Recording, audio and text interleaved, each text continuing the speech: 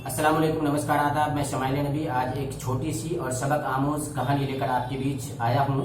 एक स्कूल में ऐसे कंपटीशन का आयोजन किया जाता है और उस ऐसे कंपटीशन के दौरान बच्चों से और बच्चियों से कहा जाता है, स्कूल के स्टूडेंट्स से कहा जाता है कि आपको इस बार के ऐसे कंपटीशन में अपने परिवार, अपने फैमिली, स्कूल और अपने अनुभवों को शेयर करना है कि आपका लाइफ, आपका जीवन कैसा चल रहा होता है, आप अपने मम्मी पापा का प्यार भली भांति पा रहे हैं कि नहीं।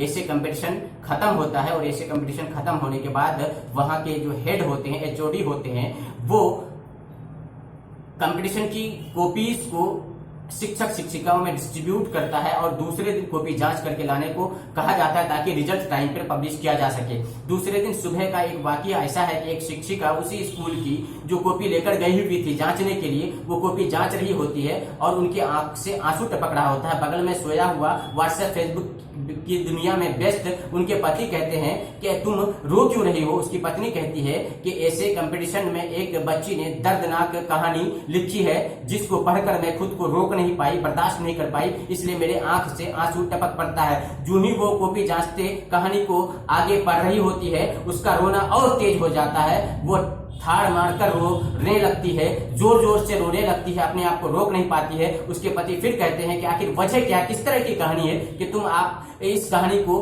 पढ़कर इतना रो रही हो। वो कहती है कि ये कहानी आपको भी सुनने की जरूरत है, पढ़ने की जरूरत है। उसके पति कहते हैं छोड़ो यार, तुम अपनी कॉपी जांच करो, मैं अपने व्हाट्सएप, फेसबुक और सोशल साइट्स की दुनिया में मैं अभी ठीक हूँ, मुझे नहीं चाहिए किसी तरह की दर्दनाक कहानी। लेकिन बार बार जिद करती है और ये अड़ जाती है कि पति को ये कहानी सुनाना है। और ये कहानी सुनाते हुए पति से कहती है कि ये कहानी लिखने वाली बच्ची ने वादा की है और निवेदन, रिक्वेस्ट की है कि उनके पेरेंट्स, उनके मम्मी पापा को हम लोग ना बताए कि उसकी बच्ची ने ये कहानी और इस तरह की स्टोरी और इस तरह के अपनी जीवन की कहानी को, जीवन के बारे में शेयर की है, अपने मम्मी पापा के बारे में लिखी है। इस वादे के साथ वो ऐसे राइटिंग को कंप्लीट की है, इसलिए हम लोग को चाहिए कि उनके पेरेंट्स को ना बताएं। कहानी को पढ़ना शुरू करती है और कहानी को पढ़ना शुरू करते ही उसके पति फिर अपने मोबाइल की दुनिया में व्यस्त रहते हैं। जो ही कहानी का मोड़ ट्विस्ट आता है, उसके पति को थोड़ा सा दिलचस्पी आता है और दिलचस्पी आने के बाद सुनने लगते हैं। और कहानी कुछ इस प्रकार है। उसकी पत्नी कहती है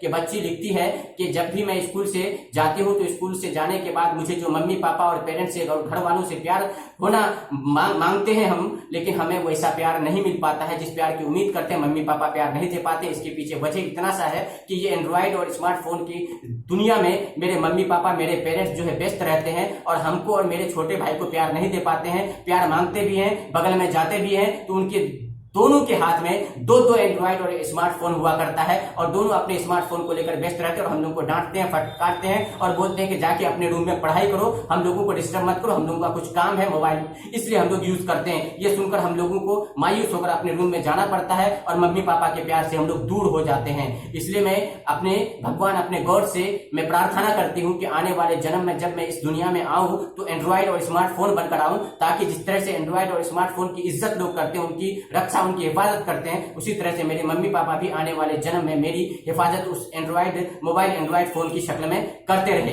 इसी बात को लिखते हुए उसकी बेटी कहती है कि प्लीज, कृपया मेरा नाम, मेरी बात आप अपने मेरे गार्जियन को ना बताएं, नहीं तो मुझे डांट सुननी पड़ेगी। और वो बच्ची कहती है कि मुझे आने वाले जन्म में एंड्रॉइड बनकर पैदा होना है ताकि मैं अपने बच्चों का, अपने पेरेंट्स का, अपने घर वालों का मैं प्यार पा सकूं। ये सुनते ही उसका पति थोड़ा सा भावुक होता है और उसकी पत्नी इसी बीच में बोल जाती है कि पता है ये लिखने वाली बच्ची का नाम क्या है, ये लिखने वाली बच्ची कौन है। उसके पति कहते हैं कि कौन है। उसकी पत्नी बोलती है कि कोई और नहीं, ये बच्ची प्यारी सी, नन्ही सी, मुन्नी सी, गुड़िया सी, ये मेरी और आपकी बेटी है जो अपनी दर्द को लिखी है और सच्चाई को बयां की है यहाँ पे अपने इस ऐसे राइटिंग कंपटीशन में। उसके पति मोबाइल को पटक देते हैं और दौड़ के अपनी बेटी के बेडरूम में जाते हैं और जाते ही देखते हैं कि उसकी बेटी अपनी मम्मी पापा की तस्वीर, फोटो, पिक्चर को लिए सीने में चिपकाए वो सोई रहती है और वो अपनी बेटी को गोद में लेती है, सीने से लगाती है। उसकी मम्मी और उसके पापा दोनों और प्यार करते हैं, लाड करते हैं और कहते हैं, वादा करते हैं, प्रॉमिस करते हैं कि आने वाले भविष्य में कभी भी हम लोग एंड्रॉइड या फेसबुक, व्हाट्सएप की दुनिया में उतना व्यस्त नहीं होंगे, समय ज्यादा नहीं देंगे ताकि तुम दोनों को प्यार कम मिल सके। वादा करते हैं और रो पड़ते हैं दोनों मम्मी पापा और कहते हैं कि बेटा बेटी, हम सब से, हम दोनों से बहुत बड़ी गलती हो गई है। आगे से हम लोग इस तरह की गलती नहीं करेंगे। जो तुम्हारे हक का, तुम्हारे हिस्से का प्यार है, जो अपने औलाद के लिए बनता है, तुम मेरी दौलत हो, तुम मेरी प्रॉपर्टी हो, ये प्यार हमेशा मिलेगा। कभी भी हम लोग इस तरह से तुम दोनों को की अनदेखी नहीं करेंगे, तुमको अपने से दूर नहीं करेंगे, हमेशा सीने से चिपकाए और सीने से लगाए रखेंगे। इस कहानी को लेकर आपके बीच आने का सिर्फ मकसद इतना सा था कि जो लोग एंड्रॉइड और मोबाइल में मस्त रहते हैं, उन सबको सुधरने की जरूरत है। अपने बच्चों को प्यार देने की जरूरत है, ताकि बच्चियों का हौसला न टूटे और वो पढ़ाई में मन लगाकर जो है अपनी हिस्सेदारी दे सके, पढ़ सके, स्कूल जा सके और अपने माँ बाप का जो प्यार बनता है वो हमेशा पा सके। इन्हीं बातों के साथ मैं आप सबसे निवेदन करना चाहूंगा कि जो मम्मी पापा एंड्रॉइड और फेसबुक की और व्हाट्सएप की दुनिया से निकलकर अपने बच्चों को पूरा प्यार देते हैं, उनको सैल्यूट, उनको सलाम। और जो गार्जियन, जो अभिभावक, जो मम्मी पापा नहीं दे पाते हैं, उनको ये कहानी सुनकर, पढ़कर उनको ये सबक लेनी चाहिए और आगे से अपने बच्चों को पूरा लाड प्यार देना चाहिए, और ताकि वो बाहरी दुनिया की प्यार में ना उलझे, वो आपकी प्यार में उलझ के रहे, पढ़ पाए, कामयाब हो पाए, डॉक्टर, इंजीनियर बन पाए और कटिहार, किशनगंज, पूर्णिया, अररिया और सीमांचल का नाम रोशन कर पाए। इसी बातों के साथ समय लेने भी आपसे लेता है विदा। जय हिंद, जय भारत।